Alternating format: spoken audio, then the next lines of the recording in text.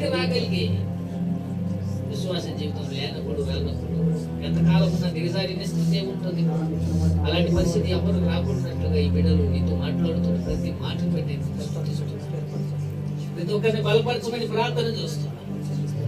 ఈ బిడ్డలు చాచిన చేతులను నీ బిడ్డలకు 100 ప్రతిఫలం నిర్ణయించి గత వారంలో మా రాష్ట్రంలో అలాగే మా జిల్లాలో ప్రభా మరి తల్లి ఎంతో ఆస్తి నష్టం, ప్రాణ నష్టం, నిరాశలు అయిపోయారు.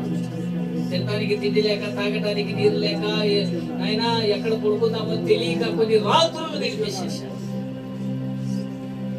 వాళ్ళ దీనస్థితి ఎంత వాళ్ళ దీనస్థితిని తీయడానికి ఒక పక్క గవర్నమెంట్ ప్రభు అనేక మంది ట్రస్టులు పనిచేసాయి, ప్రజలు పనిచేశారు. అయినా కానీ వాళ్ళు కోల్పోయిన దాన్ని ఎవరు తిరిగి ఇవ్వలేకపోతున్నారు. అలాంటి పరిస్థితి మా బ్రతుకుల్లో రాకుండా